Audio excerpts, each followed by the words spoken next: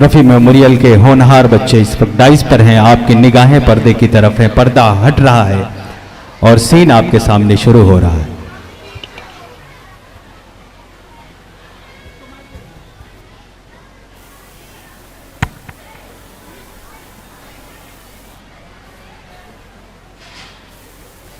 बेटा P low.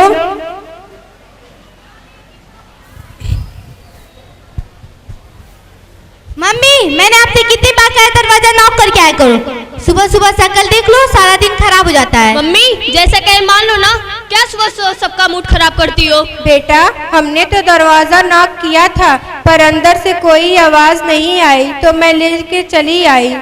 क्यों झूठ बोले मम्मी, सो रहे थे, मर नहीं गए थे कि आपने दरवाजा नॉक किया और हमें पता ना चला हो। सॉरी बेटा, हो सकता हमने दरवाजा नॉक करना भूल गया हो।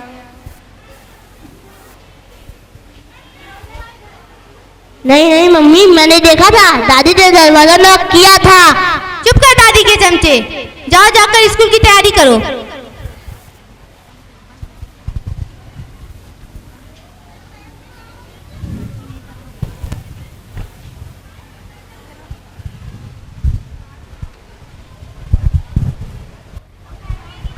मम्मी मैंने कल आपको नीलू की दवाई का पर्चा दिया था, वो कहाँ है?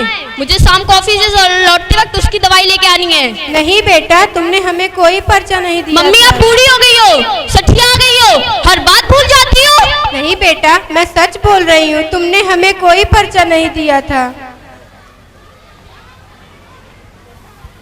पापा नीलू का पर्चा ये आपने मुझे टेबल पे रखने के लिए दिया था। ओ हाँ, ये तो मैं भूल ही गया था। पापा आप बूढ़े हो गए हो, सटिया गए हो, हर बात भूल जाते हो।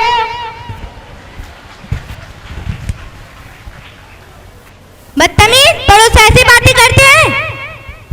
मम्मी पापा ने भी तो दादी से ऐसे कहा था, क्या दादी पापा से छोटी है? देखा आपने, अब तो ये भी इन्हीं की बोली बोलना है। चल जा, स्कूल का टाइम हो गया। बेटा डॉक्टर ने हमारा चेकअप किया था, आते वक्त ऑफिस से मेरा रिपोर्ट लाओगे? मम्मी मेरे पास इतना टाइम नहीं है, आप अपने आप ले आना। ठीक है बेटा।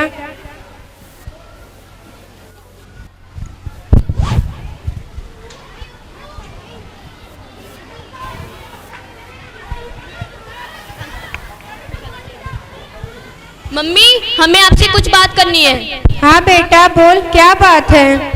मम्मी जो माधव नगर वाला फ्लैट जो आपके नाम है वो आप नीलू के नाम कर दीजिए। क्यों बेटा, हम लोग को यहाँ परेशानी है क्या रहने में, जो हम लोग यहाँ कहीं जाना चाहते हो?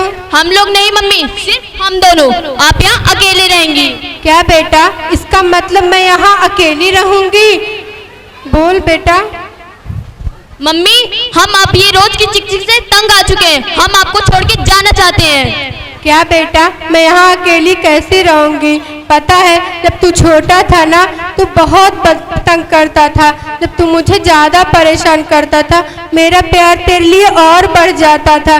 जब कोई तुझे बुरा भला करता था मैं उससे लड़ जाती थी। आज तू अपने बीबी के कहने पे मुझे अकेला छोड़ के जाना चाहता बेटा। बेटा मेरे परवरिश में से कौन सी कमी रह गई थी जो तू आज मुझे अकेला छोड़ के जाना चाहता है? बोल बेटा, कुछ तो बोल। जब तुम लोगों ने फैसला कर ही लिया तो ठीक है, पर मेरी भी एक शर्त है। मुझे 2 महीने की मुहूर्त दो, उसके बाद मैं सब कुछ तुम्हारे सपोर्ट करके तुमसे कई दूर चली जाऊंगी। लेकिन याद रखना, सिर्फ 2 महीने। हाँ सिर्फ 2 महीने।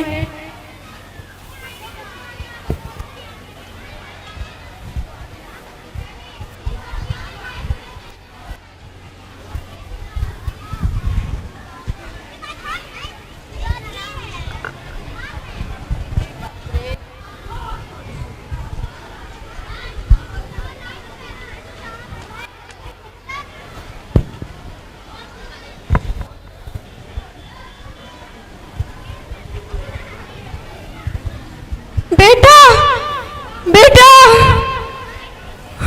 बेटा बेटा बेटा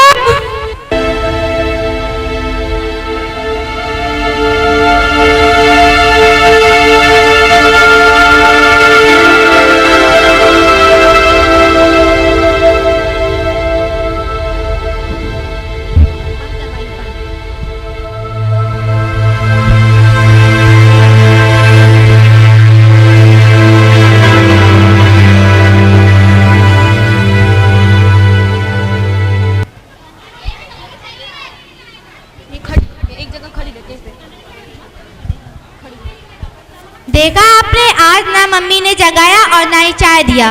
ना आप ऑफिस जा सके ना बच्चा स्कूल। चलो जाके देखते हैं। मम्मी, मम्मी, ये कोई सोने का टाइम है? उठो मम्मी, मम्मी।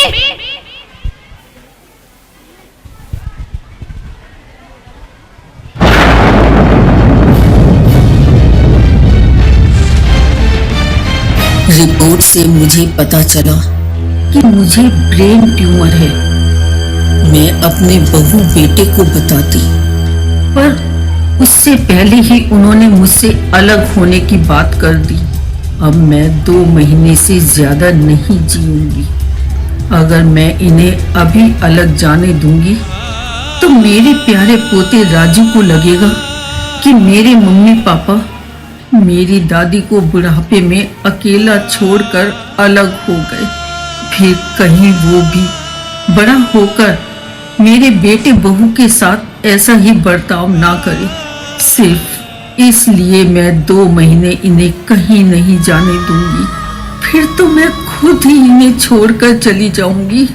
मेरे पास ज्यादा से ज्यादा 2 महीने हैं। इसलिए मैंने अपने बेटे से विनती की कि 2 महीने तक तुम मेरे साथ ही रहो, फिर तो मैं खुद तुम्हें छोड़कर चली जाऊंगी। मैं अपने पोते की नजर में अपने बेटे को दोषी नहीं बनाना चाहती। उसके माथे पर मैं अपनी बूढ़ी माँ को अकेला छोड़कर जाने का कलंक नहीं देख सकती। वो मेरे साथ चाहे जैसा भी बर्ताव करे, आखिर मैं उसकी माँ हूँ। वो मेरे कलेजे का टुकड़ा है। मैं उसके साथ ऐसा नहीं कर सकती। मम्मी,